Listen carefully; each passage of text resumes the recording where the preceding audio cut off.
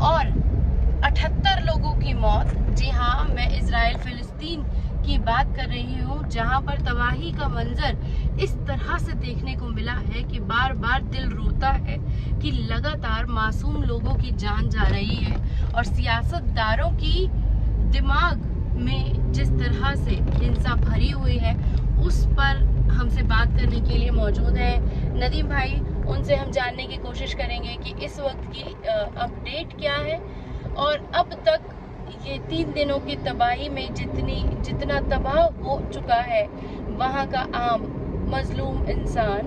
उससे पहले सवाल दिमाग में ये आता है कि नदीम भाई, मेरा पहला सवाल अगर मैं आपसे पूछूं तो अभी से कुछ 7-8 महीने पहले ये तबाही का मंजर हमने देखा था, जहाँ पर अभी जब हम 248 कह रहे हैं तो कितना कम लग रहा है, लेकिन वहाँ पर इतने सारे लोग, करीब हजारों में लोगों की मौत हुई थी और वो भी मजलूम लोग, बच्चा रोता हुआ, घर टूटे हुए, सिर्फ तबाही की मंजर ही हमने वहाँ पर देखे।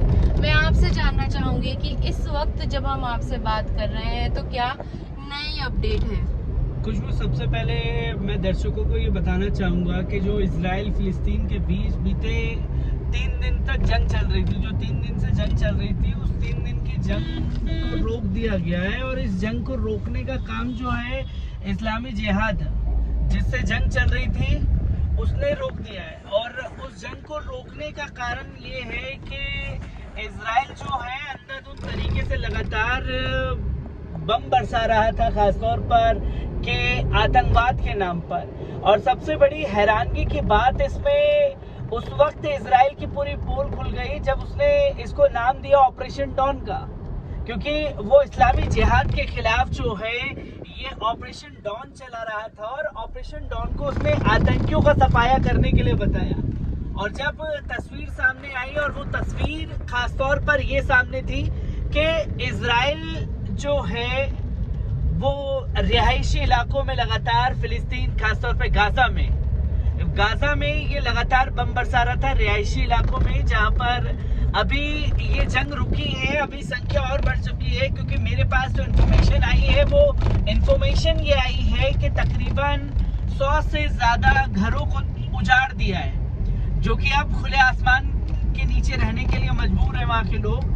और इस जंग में सबसे ज्यादा जो लोगों का गुस्सा फूटा, वो गुस्सा इसलिए फूटा कि एक 9 महीने की बच्ची जो है इस जंग में शहीद हुई, 5 साल की बच्ची इस जंग में शहीद हुई।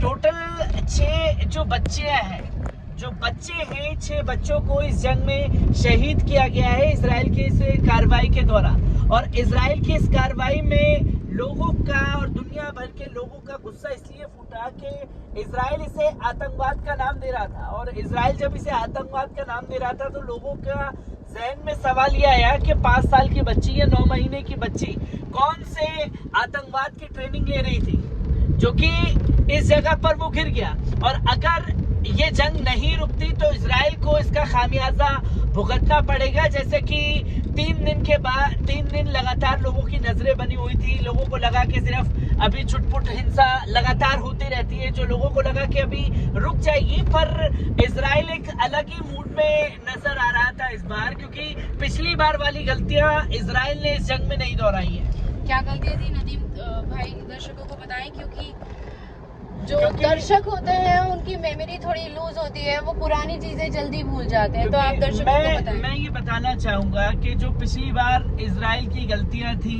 वो इस पूरे जंग में, पिछली बार पूरे जंग में अलग थलग पड़ गया था, और इसमें पिछली बार इस जंग में जो है सिर्फ इस्लामी जिहाद जो है वही कूदा हुआ था, उसी से जंग लगातार चल रही थी, जिसकी तस्वीरें लोगों के सामने आई। फिर इस बीच में लोगों ने ये भी अफवाह फैलाने की कोशिश की कि हमास जो है, हमास के लोगों द्वारा ये बम बरसाए गए हैं। पर मैं लोगों को बता दूं कि पिछली बार जो जंग में एक बड़ी कामयाबी मिली थी खासतौर पर फिलिस्तीन को, इस जंग में इस बार हमास कूदा ही नहीं है। फिर भी इजराइल ने जिहाद इस्लामी को टारगेट करने के बहाने हमास के 2 टॉप कमांडर को शहीद कर दिया, जिसके बारे में फिलिस्तीन की तरफ से ये प्रतिक्रिया दी गई। और पिछली बार जो है ये जंग तकरीबन 11 दिन तक चली थी, और 11 दिन की जंग में चाहे जिहाद इस्लाम की आप बात करें और चाहे आप बात करें हमास की और चाहे जितने भी छोटे छोटे गुट हैं, वो गुट एकजुट होकर के इजराइल के खिलाफ लड़ रहे थे। और इस बार जो है इस जंग में सिर्फ जिहाद इस्लाम ही लगातार मुकाबला कर रहा था। और बीते 3 दिन के अंदर जो इंफॉर्मेशन आई, खासतौर पर जिहाद इस्लाम की तरफ से, बीते 3 दिन में 450 रॉकेट जो है वो इजराइल के ऊपर दागे गए हैं। और इस बीच में जो इजराइल की तरफ से रॉकेट थे वो तकरीबन 900 के आसपास रॉकेट दागे गए थे, जो कि रिहायशी इलाकों में गिरा रहे थे। और जब रॉकेट लगातार गिराए जा रहे थे, जो खासतौर पर इधर से रॉकेट छोड़े गए गाजा से, उस मिसाइल में ज्यादातर को फेल करने का काम किया गया जो इजराइल के गिर रहे थे। और दूसरा, कुछ जो है आयरन डोम में जाकर के घुसे, जिससे खलबली मच चुकी थी इजराइल खेमे में कि अगर इस जंग में हमास की एंट्री हो गई और अगर इस जंग में तमाम जो अरब ममालिक हैं उनकी सख्त प्रतिक्रिया आ गई। क्योंकि पिछली बार जो है तमाम लोग, चाहे आप ईरान की बात करें, ईरान शुरू से ही एक अग्रेसिव मूड में नजर आ रहा था इजराइल के खिलाफ। और तुर्की की भी अच्छी भूमिका रही थी और इसमें मिस्र की भूमिका भी अच्छी रही थी। हालांकि इस बार भी मिस्र की अच्छी भूमिका रही है, उसी ने इस जंग को रुकवाया। और पिछली बार भी जो 11 दिन की जंग चली थी उसमें भी मिस्र ने ही आगे बढ़ करके, क्योंकि मिस्र एक ऐसा देश है जिसकी फिलिस्तीन के जो नेता हैं वो भी मानते हैं और इजराइल के नेता भी मानते हैं। तो बीच का रास्ता निकाल करके इस जंग को रोकने का काम इजराइल की तरफ से पिछली बार हुआ था। इस बार इस जंग को रोकने का काम इस्लामी जिहाद की तरफ से किया गया है। और जो एक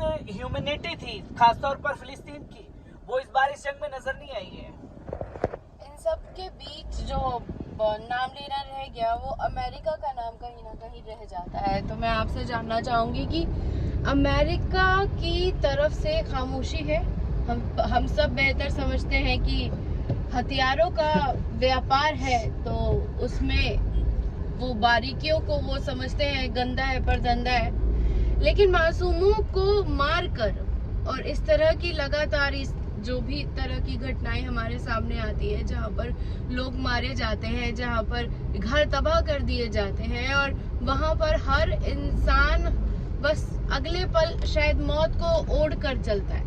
लेकिन अमेरिका का इन सब के बीच में क्या स्टैंड रहा? क्योंकि 3 दिन भी अगर घटना चली तो 250 से ज्यादा लोगों की मौत और सैकड़ों घरों का तबाह हो जाना और दूध मुही बच्ची का इसमें शहीद हो जाना अपने आप में उस दर्द को, उस दुख को बताता है। लेकिन आपने सारे स्टैंड्स गिना दिए, अमेरिका का क्या स्टैंड है? हम जनता उसको भी जानना चाहेंगे। कुछ तो खासतौर पर अमेरिका की बात करें, जो बाइडेन सरकार की इस बार की भूमिका की बात करें, तो जब पहली बार, क्योंकि मैं ये बताना चाहूंगा दर्शकों को कि गुरुवार को जिहाद इस्लाम के 19 लोगों को पकड़ा गया था इजराइल द्वारा। और उन लोगों को जब गिरफ्तार किया गया, तभी से अग्रेसिव मूड में इजराइल नजर आ गया कि फिलिस्तीनियों को टारगेट करने का मौका मिला। और जब शुक्रवार का दिन लगा, तभी से बम बरसाना जो है इजराइल द्वारा शुरू कर दिया गया। और जैसे ही इजराइल द्वारा ये कदम उठाया गया, तो अमेरिका का ऑफिशियली स्टेटमेंट जो सामने आया, उसमें वो ये कहते हुए दिखाई दिए कि आतंकवाद की इस लड़ाई में जो है हम इजराइल के साथ हैं, हम इजराइल का पूरा समर्थन करते हैं। क्योंकि आप ये नहीं कह सकते कि अमेरिका खामोश है। और ये कार्रवाई क्यों हुई है? क्योंकि दर्शकों को ये बताना जरूरी है कि इस वक्त दुनिया जो है 3 वॉर से जूझ रही थी। क्योंकि पहला रूस यूक्रेन का मसला हम लोगों के सामने है, वो नजरें लोगों की थी कि अमेरिका जो है चुटकी में रूस को मसल के रख देगा। और अभी तक जंग जारी है, ना अमेरिका ना नाटो के देश रूस का कुछ कर पाए हैं। और रूस अपने अग्रेसिव मूड से लगातार यूक्रेन के ऊपर हमला कर रहा है, जो कि एक झुंझलाहट अमेरिका की रूस यूक्रेन के मामले पे थी। तो दूसरी झुंझलाहट जो खासतौर पर इजराइल और अमेरिका दोनों की साठगांठ रही, खासतौर पर ताइवान और जो चीन का मसला आया, ताइवान के मसले पर भी चीन ने पूरी तरीके से ललकारने का काम कर दिया। लगातार जो है हमने देखा कि 2 दिन पहले ही बैलिस्टिक मिसाइलें तकरीबन 30 से ज्यादा बैलिस्टिक मिसाइलें दागी गई थी ताइवान के ऊपर। उकसाने की कोशिश हुई कि कहीं से ताइवान इस जंग की शुरुआत करे और चीन चढ़ाई कर दे।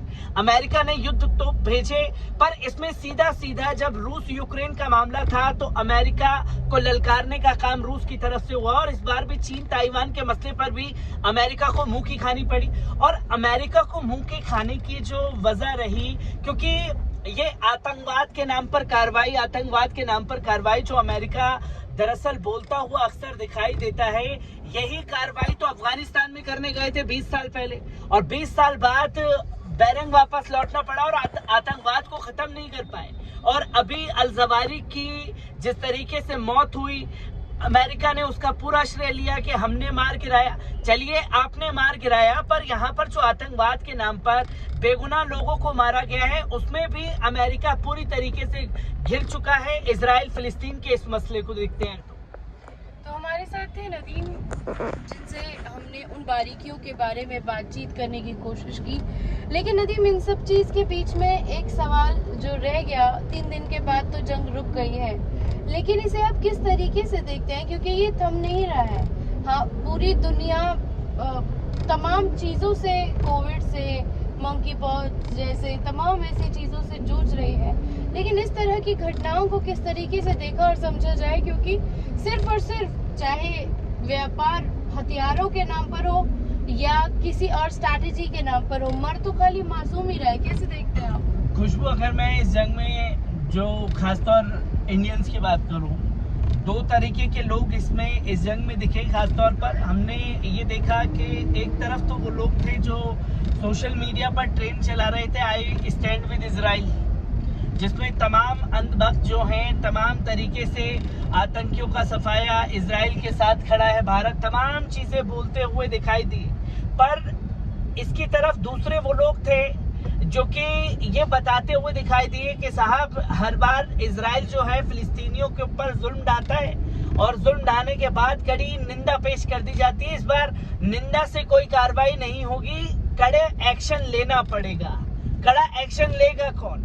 जब तक एकजुटता नहीं इस जंग में, पिछली बार जो एकजुटता दिखी तो उसमें इजराइल को घुटने पर आना पड़ा, पर इस बार की जंग में सब कुछ अलग था। बिल्कुल जो कहानी थी वो दोहराई नहीं गई, क्योंकि मैं बार बार ये कह रहा हूँ कि इस जंग में हमास की एंट्री अगर हो जाती तो बड़ा नुकसान इजराइल को हो सकता था, क्योंकि पिछले 11 दिन की जंग को उठा करके देखें तो अरबों खरबों रुपए अमेरिका के स्वाहा कर दिए थे इस जंग में, जो कि हथियार भी नहीं मिल रहे थे तो अमेरिका के सामने गिड़गिड़ाने लगा था, खासतौर पर इजराइल के हमारे हथियार खत्म हो रहे हैं, हमें हमास से लड़ने के लिए हथियार दीजिए। और इधर ईरान का खुला समर्थन हमास के साथ और तमाम चीजों की तस्वीरों के साथ देखने को मिला था।